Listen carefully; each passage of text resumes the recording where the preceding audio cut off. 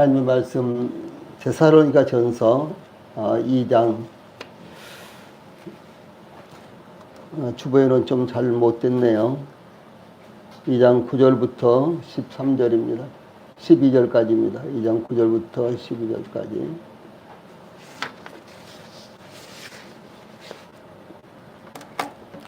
예, 하나님의 말씀 데살로니가 전서 2장 9절부터 12절 말씀까지 제가 봉독을 해드리겠습니다. 형제들아, 우리의 수고와 애쓴 것을 너희가 기억하리니 너희 아무에게도 폐를 끼치지 아니하려고 밤낮으로 일하면서 너희에게 하나님의 복음을 전하였노라.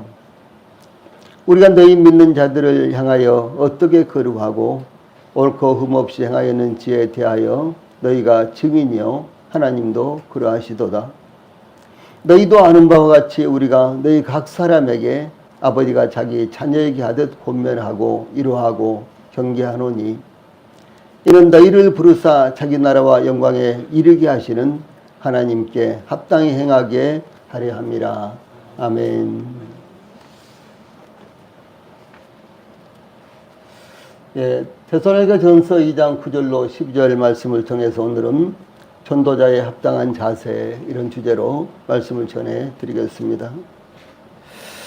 이것은 우리 모든 성도들이 전도자로서 뜻뿐만 아니라 직접적으로 전도에 참여하지 않으신다고 할지라도 우리 성도들이 하나님의 은혜를 입은 자들로서 이 세상에서 어떤 삶을 살아야 되어야 하는가, 이런 이제 중요한 말씀을 교훈하고 있습니다.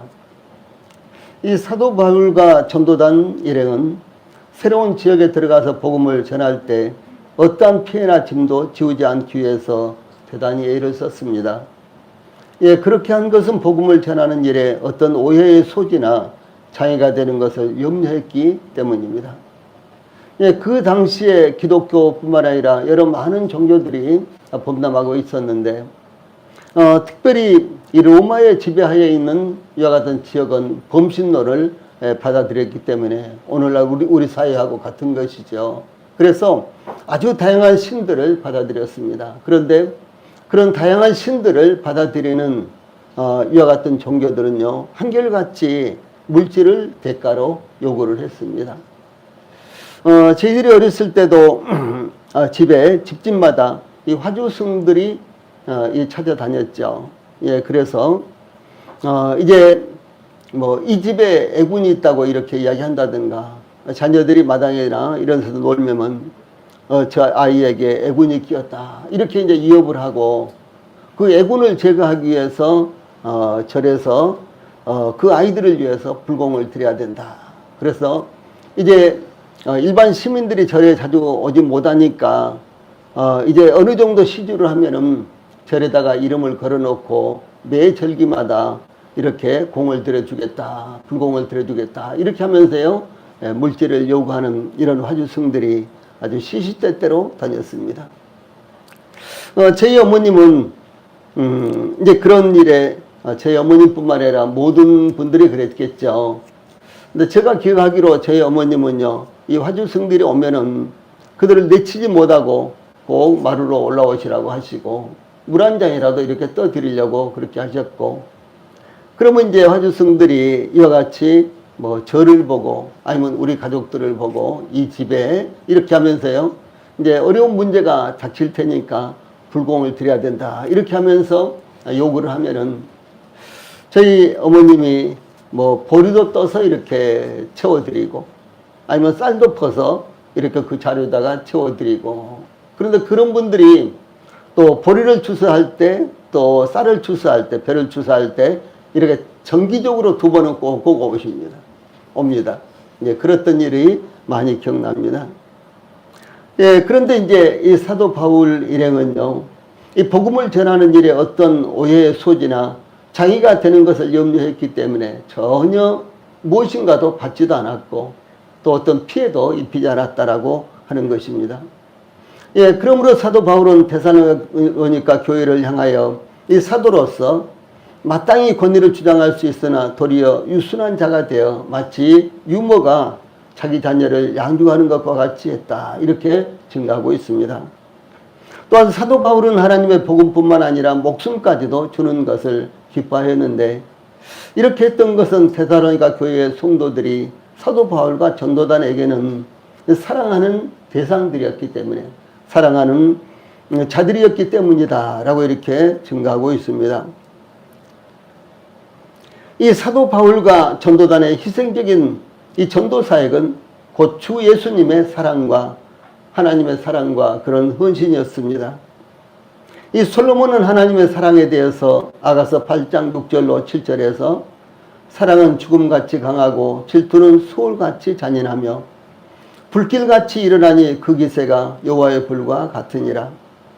이 사랑은 많은 물이 꺼치지 못하겠고 홍수라도 삼키지 못하나니 사람이 그 온 가산을 다 주고 사랑과 바꾸려 할지라도 오히려 멸시를 받으리라. 이렇게 증거했습니다. 이와 같은 사랑은 하나님의 사랑입니다. 완전한 사랑, 희생적인 사랑, 이 하나님의 사랑을 이와 같이 언급하고 있는 것입니다. 이어지는 본문은 사도 바울과 전도단 일행이 데살로니가 들어가 복음을 전할 때 어떻게 희생적으로 복음을 전했는가에 대해서 구체적으로 증가하고 있습니다. 이와 같이 증가하는 것은 그들을 세우려고 하는 것도 자랑삼하는 것이 아니요 오직 복음의 가치가 어떤 것인가를 증가하기 위한 것이었습니다. 그러므로 우리에게 본문을 통해서 우리가 얼마나 귀한 것을 받았으며, 다시 말해서 우리가 받은 복음, 우리가 받은 이 구원이라는 이 놀라운 것, 이것이 얼마나 귀한 것이며, 또한 이 귀한 것을 전하기 위해서 어떤 자세로 임해야 되는가 하는 것을 교훈하기 위한 것입니다. 제일 먼저 전도자에 합당한 자세로서 9절 말씀은 수고하고 애씀으로 감당을 했다라는 말씀이 나옵니다. 이 사도 바울이 9절에 형제들아 우리의 수고와 애쓴 것을 너희가 기억하리니 라고 전반부에 이렇게 말한 것은 이 사도 바울과 전도단 일행이 데살로니가에 들어가서 어떤 상황 가운데 복음을 전했는지 증가하고 있습니다. 더구나 너희가 기억하리니 라는 말씀은 사도 바울과 전도단 일행이 데살로니가에 들어가 복음을 전할 때의 상황을 데살로니가의 교회의 성도들은 자세히 기억하고 있을 것이라고 증가하고 있는 것입니다. 사도 바울이 데살로니가 교회의 성도들이 기억하고 있을 것이라고 증가한 것은 우리의 수고와 애쓴 것이라고 이렇게 밝힙니다. 이 수고와 애쓴 것은 자신들을 희생함으로 초래한 수고와 애적인 수많은 고난을 의미하는 것입니다. 여기 사용된 수고는 여러 가지 종류의 이제 수고를 말하고 있고요. 또 애쓴 것은 일의 강도를 의미합니다. 얼마나 고생을 했는지 이와 같은 것들을 의미합니다. 이 사도 바울이 했던 것은 이 장막을 만드는 일이었던 것으로 나타납니다. 사도행전 18장 1절로 3절 위에 있는 말씀 우리 같이 읽어봅시다. 시작. 그 후에 바울이 아덴을 떠나 고린도에 이르러 아굴라라 하는 본도에서 난 유대인 한 사람을 만나니 글라우디오가 모든 유대인을 명하여 로마에서 떠나라 한 거로 그가 그 안에 브리스길라와 함께 이달리아로부터 새로 온지라. 바울이 그들에게 감해 생업이 같으므로 함께 살며 일을 하니 그 생업은 천막을 만드는 것이더라. 이렇게 증가하고 있습니다. 이것은 사도 바울이 단지 고린도에서뿐만 아니라 평상시에도 그가 이 전도의 비용을 충당하기 위해서 또 뿐만 아니라 사도 바울과 전도단 일행의 이 삶의 이와 같은 비용을 충당하기 위해서 무엇을 했는가라는 사실을 말씀하는 것입니다. 사도 바울은 많은 교육을 받은 사람이었지만 장막을 제조하는 일을 손수했습니다. 그 당시 정통 유대교 집안에서나 이 랍비 교육원에서는 이 사도 바울도 랍비 교육원에서 교육을 받은 사람이었죠. 그래서 이 랍비 교육원에서는 율법을 가르치고 할례를 행하였으며 필요할 경우에 고상한 방법으로 생계를 유지하기 위해서 장사, 그러니까 물건을 팔고 이런 법을 가르친다거나 이 천막과 옷을 만드는 기술 또한 또한 구두를 만들고 수선하는 기술을 가르쳤습니다. 그래서 유대인들이 이제 디아스포라가 되어서 전 세계에 흩어졌죠. 그런데 그들이 어느 지역에 가든지요, 그들은 제일 먼저 장사를 할 것이 있는가, 이런 것을 제일 먼저 보았다고 합니다. 그 다음에 이제 장사를 할 만한 것이 없으면은, 그러면 무슨 물건을 만들어서 파는 것이 수익을 올릴 수 있겠는가, 이것을요 그들이 살펴봤다고 합니다. 그래서 유대인들이 지금도 그렇지만 전 세계에 이제 디아스포라가 돼서 전 세계에 흩어져서 그들은 정말로 가진 핍박을 당하면서요 살았지만, 그런데도 불구하고 경제적으로는 세계 최고의 부유한 사람들이 되었잖아요.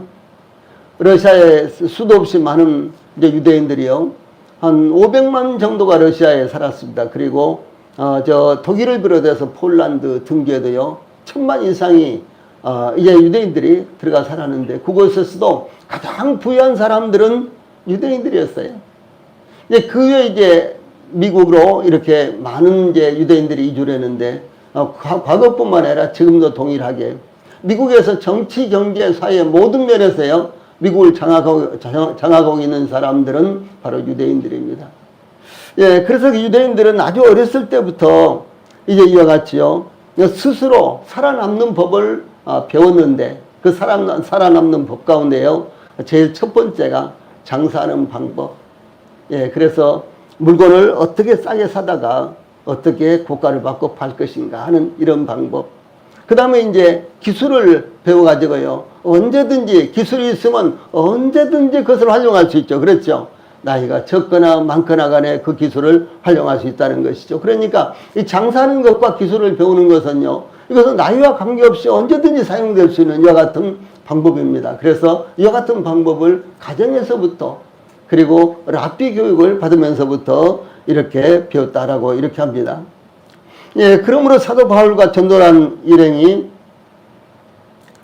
고린도와 테살로니가에서 이와 같이 힘든 일을 감당을 했는데, 또한 사도 바울이 에베소 교회의 장로들과 작별 인사를 하면서 사도행전 20장 33절로 35절에 보면, 내가 아무의 은이나 금이나 의복을 탐하지 아니하였고 여러분이 아는 바와 같이 이 손으로 나와 내 동행들이 쓰는 것을 충당하여 범사에 여러분에게 모본을 보여준 바와 같이 수고하여 약한 사람들을 돕고, 또 주 예수께서 친히 말씀하신 바 주는 것이 받는 것보다 복이 있다 하심을 기억하여야 할지니라. 이렇게 에베소 교회의 그 장로들에게 교육을 했습니다.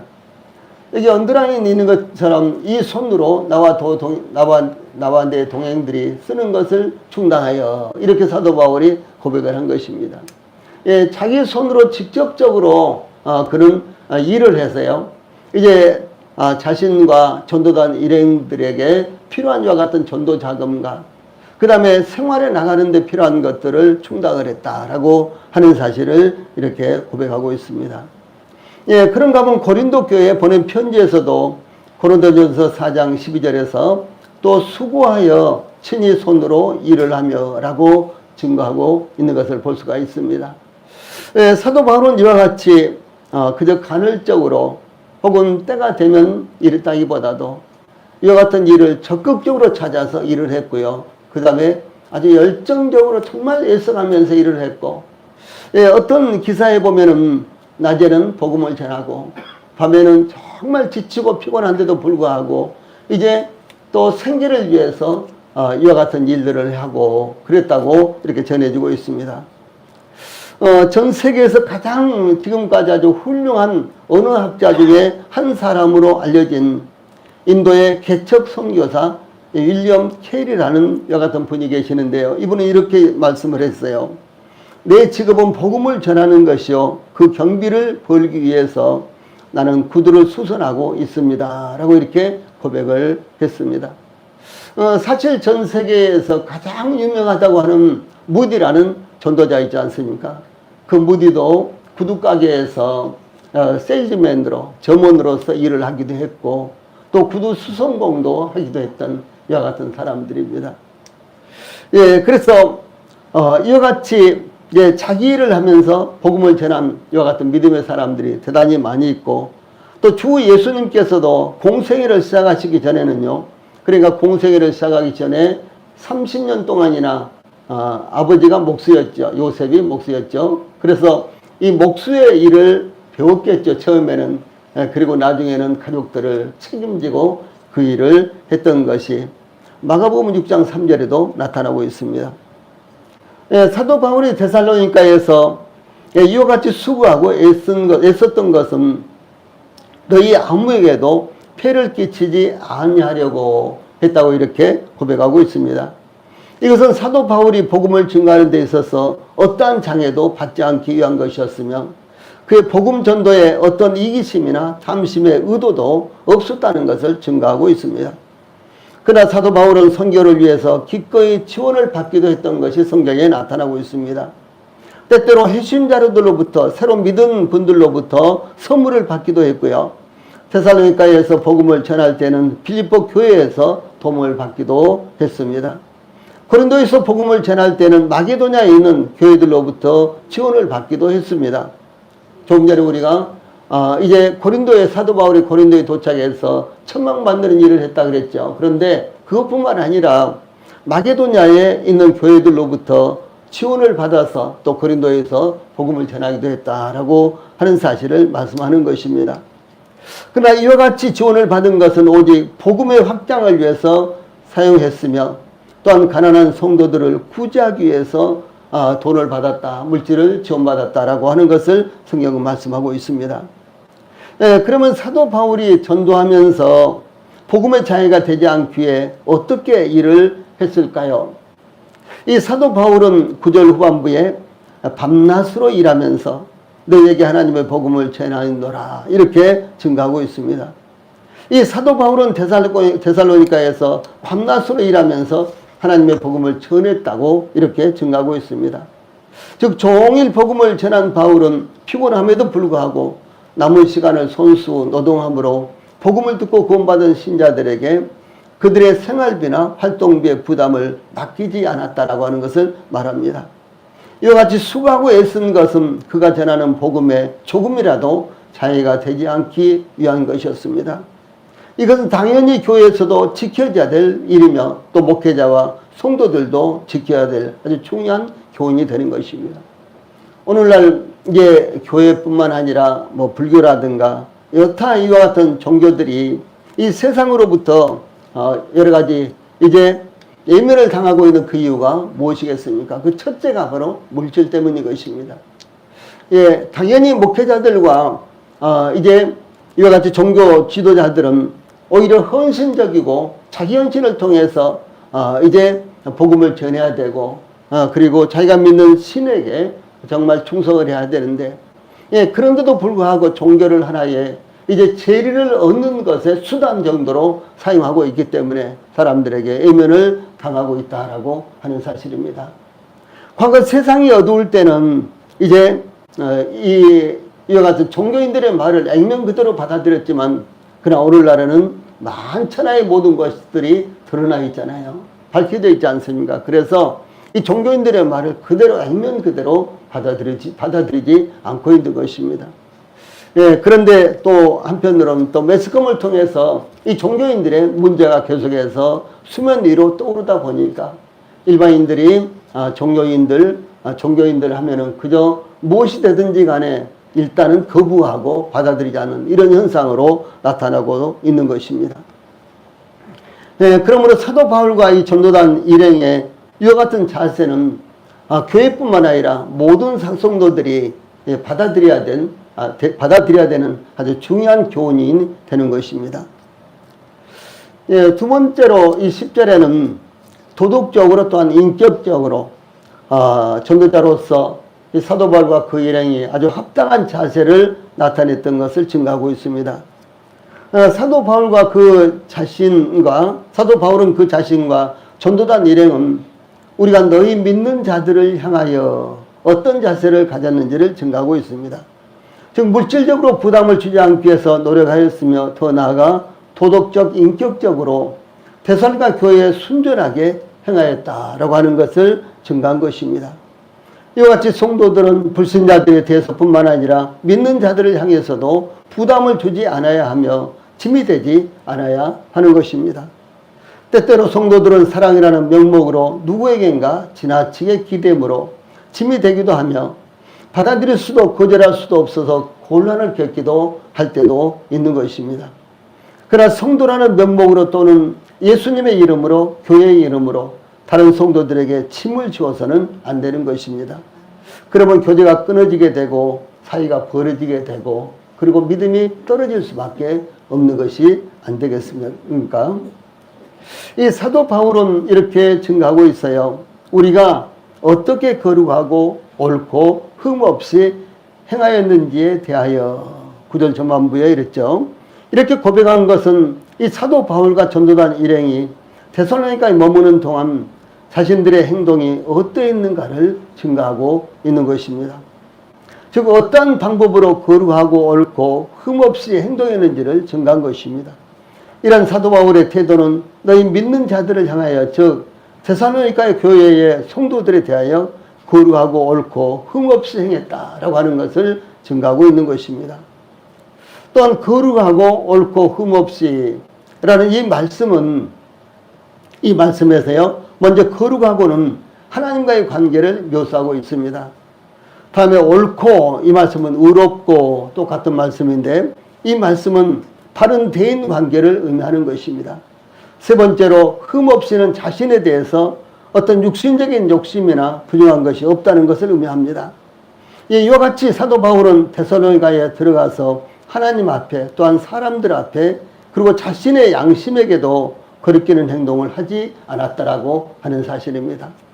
하나님을 정말 개인의 구주로 영접하고 주 예수님을 믿는 확실한 신자들이라고 한다면요, 그것은 대인 관계에 있어서도 원활해야 되는 것입니다. 뿐만 아니라 자기 개인의 양심상으로도 문제가 없어야 되는 것입니다. 그래서 교회라든가 혹은 믿는 사람들 앞에서는 최고의 신자인 것처럼 보이지만 그러나 밖에 나가면은 믿는 사람인지 믿지 않는 사람인지 이렇게 보이면요 그것은 합당하지 않다라고 하는 사실입니다. 그래서 이제 믿는 사람들이 세상에서도 빛이 돼야 되고 당연히 교회에서도 모범이 돼야 되겠죠. 그렇다면 기독교는 가만히 있어도 복음이 증거되고 부흥이 될 수밖에 없을 것입니다.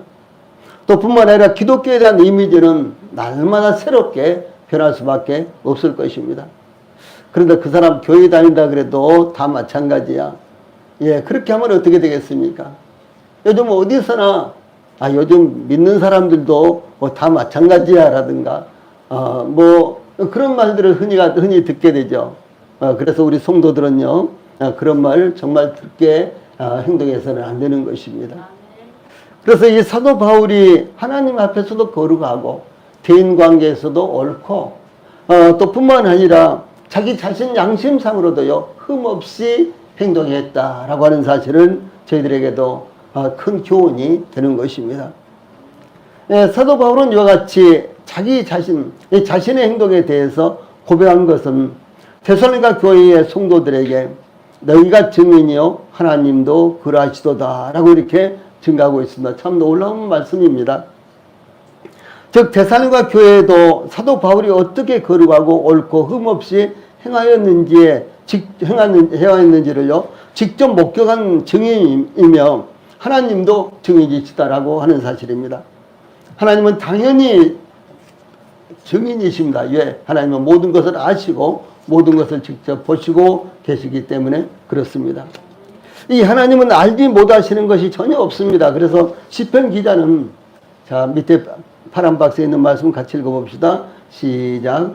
여호와여 주께서 나를 살펴보셨으므로 나를 아시나이다.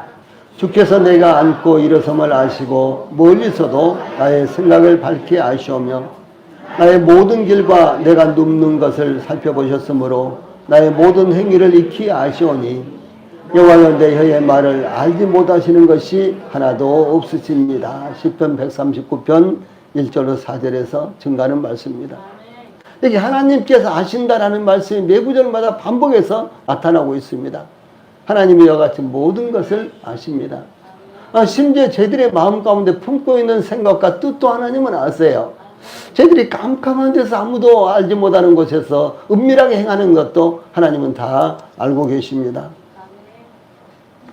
솔로몬은 이렇게 증거했습니다. 주는 계신 곳 하늘에서 들으시고 사시며 각 사람의 마음을 아시오니 라고 이렇게 성전을 건축한 다음에 하나님 앞에 봉헌기도를 하면서 이 말씀을 하신 것입니다. 이 사도 베드로도 사도행전 1장 24절에 주님이 승천한 이후에 이제 고백하기를 무사람의 마음을 아시는 주여 이렇게 고백을 했어요. 그래서 부부 간에도 서로 모르는 일도 있죠. 부모와 자식 간에도 모르는 일들이 있습니다. 이웃과 가장 친한 친구 사이에도 모르는 일들이 얼마나 많습니까? 그러나 하나님은 모든 것을 다 알고 계신다. 예, 그래서 하나님 앞에 내놓지 못할 것이 아무것도 없는 것입니다. 그리고 하나님 앞에 거짓말을 한다거나 위장을 한다거나 그럴 만한 것이 아무것도 없어요. 그럴 필요가 전혀 없는 것입니다. 여기 본문 원문에는 10절에서요. 너희가 증인이요 하나님도 그러하시도다 라는 말씀이 10절의 제일 앞에 나옵니다. 예, 이것은 무엇을 말하는 거는 너희가 증인이요 하나님도 그러하시다.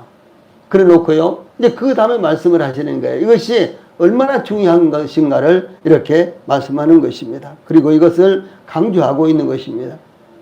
예, 그러므로 사도 바울의 너희가 증인이요 라는 말씀도 사도 바울과 전도단 일행의 삶이 숨겨진 것이 아니요 공개된 것이며 예, 공유된 삶이라는 것을 의미합니다. 즉 숨길 것이 없는 삶을 살았다라고 하는 것입니다. 이와 같이 성도들의 삶은 교회나 성도들 사이에 숨겨진 삶이 아닌 공유된 삶이어야 한다는 것을 말씀하고 있는 것입니다. 예, 사도 바울은 이미 데살로니가 전서에서도 데살로니가 전서 2장 5절에서 너희도 알거니와 우리가 아무 때에도 아첨하는 말이나 탐심의 탈을 쓰지 아니한 것을 하나님이 증언하시느니라 이렇게 증거하고 있습니다. 너희도 알거니와 하나님도 증인이시라 하나님도 증언하신다 이렇게 말씀하십니다. 또 빌립보 교회 편지를 보내면서 빌립보서 1장 8절에서 내가 예수 그리스도의 심장으로 너희 무리를 얼마나 사모하는지 너희들이 알지 않느냐 그런 것이 아니고 하나님이 증인이시니라 이렇게 말씀하신 것입니다. 또 로마서에서도 내가 그의 아들의 복음 안에서 내 심령으로 섬기는 하나님이 나의 증인이 되시거니와 로마서 1장 9절에서 이렇게 증거했습니다. 이와 같이 데살로니가 교회가 그들의 증인이라는 것은 사도 바울과 전도단 일행의 외적 삶에 대한 증인이라는 것이고 또 하나님이 증인이시라는 것은 그들의 전도의 내적 동기에 대해서 하나님이 증인이시다라고 하는 것입니다. 사도 바울과 전도단 일행의 삶과 행동은 데살로니가 교회의 성도들이 직접 보았던 것이며 그들이 복음을 전하고 있는 것은 하나님으로부터 명령을 받은 것이었으며 또한 성령님의 인도하심을 따라 복음을 전하고 있는 것을 의미하는 것입니다. 사도 바울은 오직 하나님께 옳게 여기심을 입어 복음을 위탁받았으니 우리가 이와 같이 말하면 사람을 기쁘게 하려 함이 아니요 오직 우리 마음을 감찰하시는 하나님을 기쁘게 하려 함이라 라고 이렇게 증거했습니다. 이와 같이 하나님은 마음을 감찰하시는 분이십니다. 그러므로 사람에게 보이려고 하는 것은 아무 필요가 없는 것입니다. 오직 우리 마음까지도 감찰하시는 하나님을 기쁘시게 하는 삶을 살아야 한다라는 사실을 우리 성도들이 잊지 않기를 바랍니다. 세 번째로 전도자의 합당한 자세에서 하나님께 합당하게 행하는 것이 합당하다 이런 말씀을 하고 있습니다. 사도 바울과 이 전도단 일행의 삶이 숨겨진 삶이 아니라 공개된 삶이며 공유된 삶이었다는 것을 증거했습니다. 그러므로 사도 바울은 너희도 아는 바와 같이 라고 11절에 이렇게 시작하죠. 이 사도 바울이 고백한 모든 것들이 이미 데살로니가 교회에게 알려지고 공개된 일이었다는 것을 증거하고 있습니다. 너희도 아는 바와 같이 라는 말은 데살로니가 전서 2장에서 4번이나 반복해서 나옵니다. 조금 유사한 표현도 있습니다만은 그래서 4번이나 반복해서 나옵니다. 이 복음을 반대하고 방해하는 유대인들의 야유와 비방에도 불구하고 사도 바울과 전도단 일행의 삶과 행보는 모두 개방되고 알려졌다라고 하는 것입니다. 예, 그러므로 사도 바울과 전도단 일행은 그들의 삶과 행보가 드러나고 공개되고 알려져도 부끄러울 것이 전혀 없었다라고 하는 것입니다. 그리고 흠잡을 것도 없었다라고 하는 것입니다. 요즘도 뭐 몰래 카메라 이런 것들이 또 말들이 많죠. 그런데 자기들의 행동이 겉으로 드러나면은 전혀 생각지도 않았는데 겉으로 드러나면은 얼마나 부끄럽게 나타나는 것이 얼마나 많습니까? 예, 그런데도 불구하고 이 사도 바울 일행의 이와 같은 삶은요 항상 공개된 것이었어요. 그리고 공유된 것이었습니다. 그래서 어떤 것이 드러나도 사도 바울 일행은요 이제 누구 앞에서도 심지어 하나님 앞에서도 부끄러울 것이 없었다라고 이렇게 말하는 것입니다. 예, 그러므로 사도 바울과 전도단 일행은 그들의 삶과 행보가 드러나고 공개돼도 예, 그리고 알려져도 부끄러울 것이나 흠잡힐 것이 없었다라고 하는 사실입니다. 이것은 그들이 복음을 위해서 얼마나 조심하고 합당한 삶을 살았는지 나타내는 것입니다. 만약 그들의 삶이나 행보에 문제되는 부분이 있다면 그들이 전하는 복음도 많은 의문점을 불러올 것입니다. 그러나 그들의 삶과 행보는 깨끗했으며 전혀 흠잡을 것이 없었던 것이다 라고 하는 사실입니다. 과거를 돌아보면 제가 60살이 되었을 때요. 60살이 되었을 때 사람은 60이 되니까 철이 드는구나 이렇게 생각을 했거든요. 예. 그런데 60살이 된 뒤에도 아이고 철 안 드는 부분이 많구나 이렇게 또 생각을 했어요. 예, 완벽하지 않습니다. 나이가 들어도요. 완벽하지 않습니다.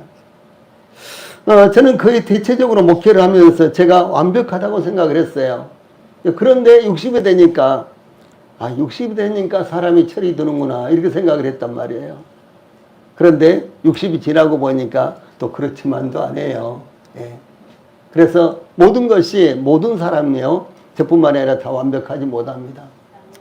그러므로 감춰졌던 부분들이 드러난다면요 부끄러울 것이 참 많은 것입니다. 더더구나 우리 성도님들이 저와 한 열흘만 같이 사신다면 아이고 목사님도 그렇구나 아마 그렇게 생각하는 부분들이 많이 있을 거예요. 저도 만약에 우리 성도들과 한 열흘만 같이 산다면은 아이고 빨리 떨어져야지 뭐 이런 생각 갖는 것들이 많이 있겠죠. 그렇게 우리는요 서로 부끄러울 부분들이 많이 있습니다. 예, 그런데 사도 바울이 여기에서 그들의 삶이 드러나도요 부끄러울 것이 없었다라고 하는 것은 사도 바울과 그 전도단 일행이요 얼마나 조심스럽게 오직 복음을 전하기 위해서 조심스럽게 행동했는가라고 하는 사실을 말씀하는 것입니다.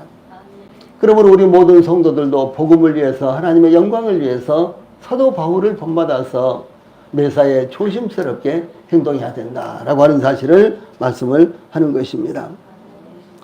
예, 사도 바울은 우리가 너희 각 사람에게 아버지가 자기 자녀에게 하듯 권면하고 위로하고 경계하노니 이렇게요. 11절 후반부에 이 데살로니가 교회의 각각의 성도들에게 아버지가 자기 자녀에게 하듯이 권면하고 위로하고 경계한다라고 이렇게 증가하고 있습니다. 예, 사도 바울은 이미 자신은 데살로니가 교회의 성도들에게 마치 어머니로서 유모가 자녀를 양육하듯 대한다고 고백했습니다. 그런데 여기에서는 아버지가 자기 자녀에게 하듯라고요. 즉 아버지로서 대하는 것은 그들의 잘못된 신앙의 상태를 바르게 교육하는 아버지와 같은 모습을 여기서 말씀하고 있는 것입니다.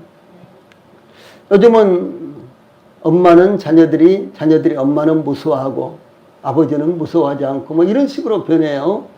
왜냐하면 엄마는 거의 종일 같이 있는데 그러니까 얼마나 잔소리 많이 듣겠어요 엄마한테. 근데 아빠는 아이들이 뭐 낮에 어떻게 행동했는지 이런 거 전혀 보지 않고 저녁에 와서 그냥 달라붙으면 이쁘거든요. 그러니까 원하는 대로 해주고 용돈도 달라는 대로 주고. 예, 그러니까 예, 만약 아빠는 자녀들을 예쁘게만 보고 자녀들도 아빠 최고라고 이렇게 하는 것이죠. 그래서 엄마보다도 이 아빠를 더 좋아하는 이와 같은 시대가 되었습니다. 그런다고 해서 우리 아빠 된 형제님들이요, 좋아할 것 정말 없습니다. 예, 자녀 교육, 예, 그렇게만 시키면 안 되는 것입니다. 그런데, 여기, 이 사도 바울은 데살로니가 교회에 대해서요, 마치 유모가 자기가 낳은 자식을 양육하듯이 됐다. 이렇게는 아는데, 여기에서는 아버지가 자기 자녀에게 대하듯이 이렇게 했다라고 이렇게 또 다시 증가하고 있습니다. 그래서 이 사도 바울은 데살로니가 교회에 대해서요, 마치 자기가 낳은 자식을 젖먹이면서 양육하듯이 그렇게 대했을 뿐만 아니라 또 아버지로서 이제 그들의 신앙의 상태를 바르게 교육하는 이와 같은 모습도 나타내고 있는 것입니다. 구약 성경에서 어머니와 아버지의 모습은 이스라엘의 하나님을 나타내는데 자주 사용이 됐습니다. 그러므로 어머니로서 보살피고 아버지로서 가르치고 훈계하는 것은 참 귀한 것입니다. 그래서 이 양면이 다 중요하다는 것이죠. 예, 어머니로서 보살펴주고 그 다음에 아버지로서 훈계하고 가르치고 이 양면이 꼭 필요한 것입니다. 그런데 오늘날 우리나라의 교육이 이 한 가지를 잃어버렸죠. 예, 그래서 이것은 비단 우리나라뿐만 아니라 선진국으로 갈수록 거의 대체적으로 일어나는 일인데 이 한 가지를 잃어버리고 나니까 절름발이가 됐고 아이들이 질서가 없어지고 그 다음에 삶의 방식이요 무질서해져 버리고 이제 이런 모습이 나타나고 있는 것입니다. 여기 11절 마지막 부분에서 권면하고 이루하고 경계하노니에서요, 권면하고는 특별한 행동 지침을 교정할 때를 의미합니다. 그 다음에 이루하고는 어떤 행동 지침을 계속해서 따르도록 격려할 때를 의미합니다. 또한 경계하노니라는 말씀은 단순한 요청 이상으로 그리스도인으로서 마땅히 해야 될 것을 이 권위적으로 지시할 때를 가리킵니다. 우리 주님은 권면하고 이루하고 경계시키는 사역을 했습니다. 그러므로 교회 안에는 이와 같은 사역이 반드시 필요합니다. 권면이 없으면 문제가 있지만 그것을 알지 못할 수가 있습니다. 이루가 없으면 지치고 무너지고 힘을 잃기도 합니다. 경계가 없으면 돌아설 필요를 깨닫지 못하는 것입니다. 그런데 교회 안에 유로는 있지만 권면과 경계가 없는 경우가 흔합니다. 권면하거나 경계하면은 반발하고 받아들이지 않기 때문에 그 필요성을 알면서도 모른 척하는 경우가 흔하기 때문입니다. 그러므로 우리 모든 성도들은 권면하고 이루하고 경계할 수 있어야 하는 것입니다. 이 사도 바울은 로마서 12장 10절, 15절, 16절에서요.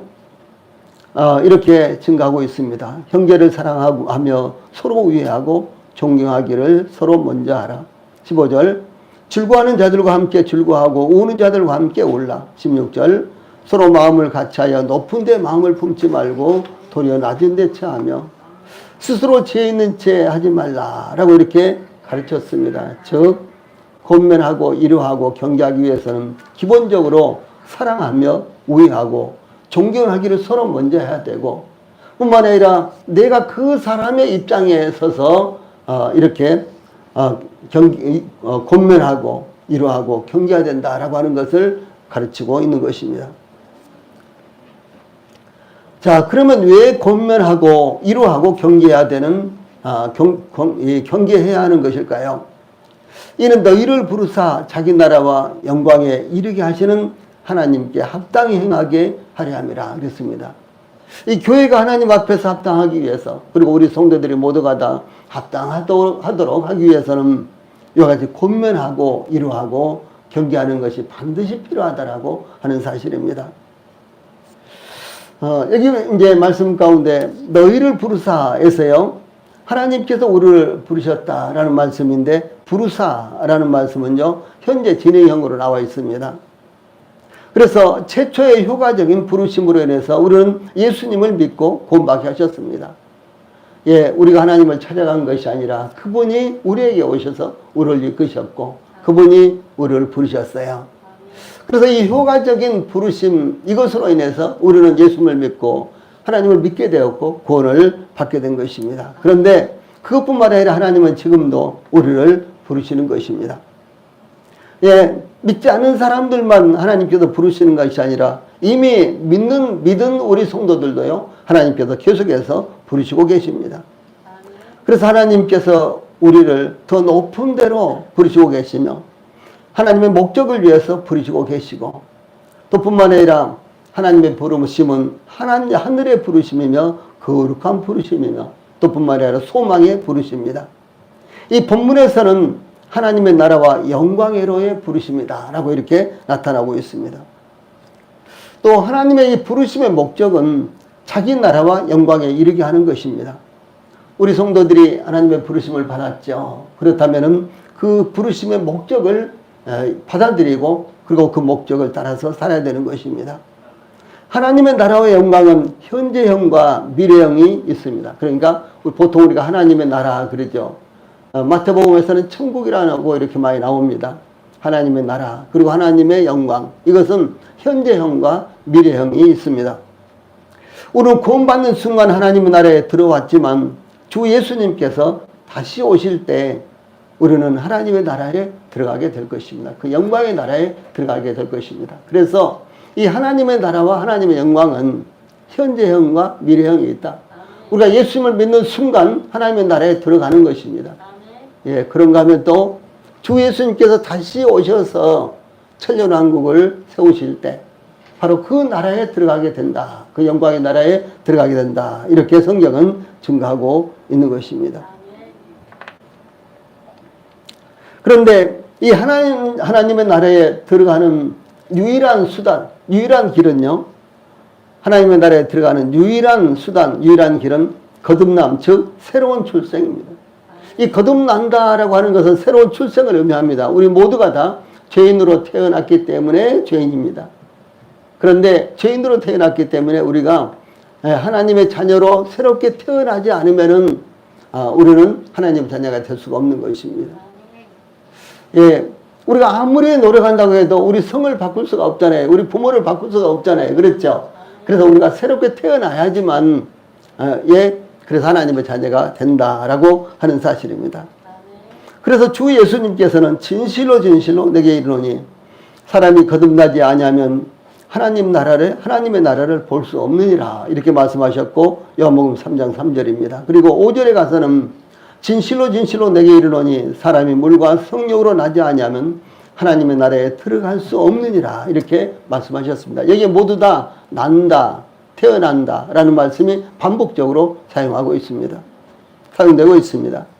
예, 그러므로 하나님의 부르심은 궁극적으로 하나님의 나라에 들어가는 것이요, 하나님의 영광의 나라에 영광에 이르게 되는 것입니다.